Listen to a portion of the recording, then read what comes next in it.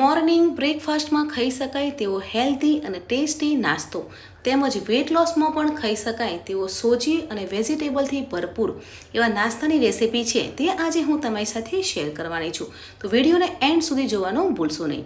Friends, સોજીનો healthy breakfast નાસ્તો બનાવીએ છીએ ત્યારે મેં 1.5 કપ સોજી લીધી છે, એટલે કે રવો લીધો છે.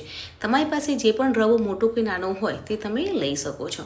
1.5 કપ સોજી લીધી છે, તેના પ્રમાણમાં 1 કપ ઘરનું મેં દહીં લીધું છે અને દહીં છે તે થોડું ખટાશવાળું છે. દહીંવાળા કપમાં થોડું પાણી લેવાનું છે અને પાણીને પણ આપણે બેટરમાં ઉમેરી લેવાનું છે. અહીંયા આપણે સોજીનું બેટર વધારે થીક પણ નહીં અને વધારે પતલું નહીં, એવું મીડિયમ એવું બેટર છે તે રેડી કરીશું. અહીંયા બેટરમાં કોઈ બીજો મસાલો પણ નથી ઉમેરવાનો, આપણે લાસ્ટમાં જ મસાલો છે તે ઉમેરવાનો છે. એટલે પ્લેન બેટર છે તે રેડી કરીશું. પાણીની હજુ પણ થોડીક જરૂર છે, એટલે થોડું પાણી ઉમેરી અને મિક્સ કરી લેવાનું છે અને 10 મિનિટ માટે બેટરને ઢાંકીને રહેવા દેવાનું છે. હવે અહીંયા વેજીટેબલ ચોપ કરવાના છે. ફ્રેન્ડ્સ, તમે હેલ્ધી બ્રેકફાસ્ટ નાસ્તો બનાવો છો ત્યારે જે પણ વેજીટેબલ તમારા ઘરના મેમ્બરને અને તમને જે પણ વેજીટેબલ પસંદ હોય તે તમે લઈ શકો છો. અહીંયા મેં એક ગાજર લીધું છે, ગાજરને એકદમ બારીક ચોપ કરી અને તે લીધું છે. તે જ પ્રમાણે એક કેપ્સિકમ લીધું છે અને 2 લીલા મરચાં લીધા છે, તેને પણ બારીક ચોપ કરી લઈશું. તે જ પ્રમાણમાં મેં કોબીજ લીધી છે, કોબીજને પણ મેં એકદમ બારીક ચોપ કરી લીધી છે અને તે જ પ્રમાણમાં 2 મીડિયમ સાઇઝની ડુંગળી લીધી છે. ડુંગળીને પણ બારીક ચોપ કરી અને લઈ લેવાની છે. જે પણ વેજીટેબલ ગમતા હોય તે તમે લઈ શકો છો, જેમ કે પનીર પણ તમે લઈ શકો છો, બોઇલ કરેલા સ્વીટકોર્ન પણ તમે લઈ શકો છો, વટાણાને પણ બોઇલ કરી અને થોડાક એવા ક્રશ કરીને પણ તમે લઈ શકો છો. ફ્રેન્ડ્સ, અહીંયા તમે સ્પ્રાઉટ્સ બી ઉમેરી શકો છો, પણ મેં અહીંયા જે ગાજર, કેપ્સિકમ, કેબેજ અને અનિયન છે તેને બારીક ચોપ કરી અને લીધા છે.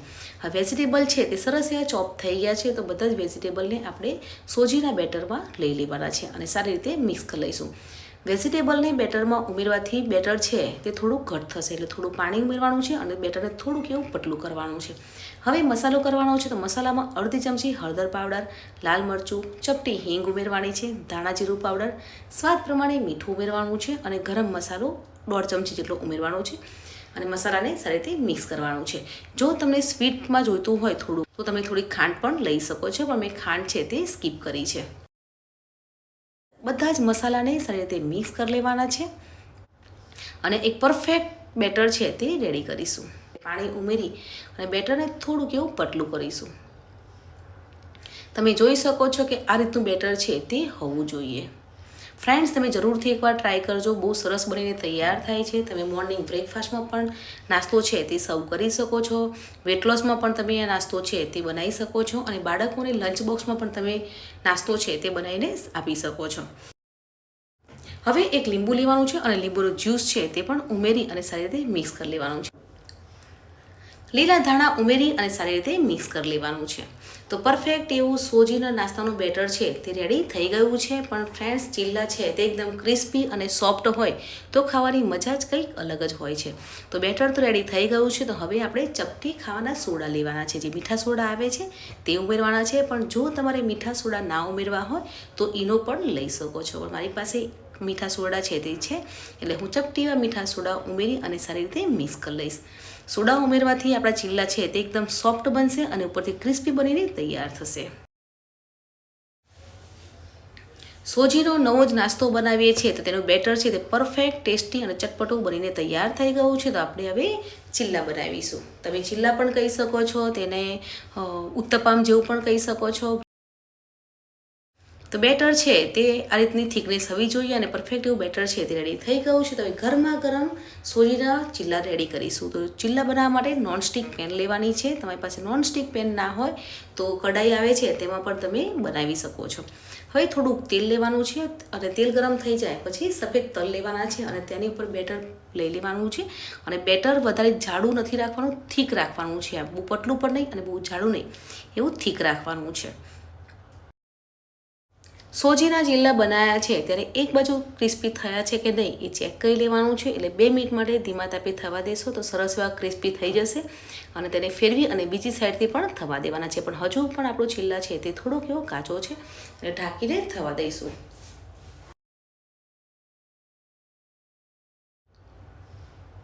એક સાઈડથી ક્રિસ્પી થઈ ગયું છે તો તેને ફેરવી અને બીજી સાઈડથી પણ થવા દઈશું. મોર્નિંગ બ્રેકફાસ્ટમાં પણ તમે નાસ્તો છે તે સર્વ કરી શકો છો, સાંજના સમયે નાસ્તો સર્વ કરી શકો છો, બાળકોને લંચ બોક્સમાં પણ હેલ્ધી નાસ્તો છે તે સર્વ કરી શકો છો, અને સવારે હેવી જમ્યા હોય તો સાંજે ઓછી ભૂખ હોય તો ડિનરમાં પણ તમે સોજીના હેલ્ધી ચીલા છે તે સર્વ કરી શકો છો.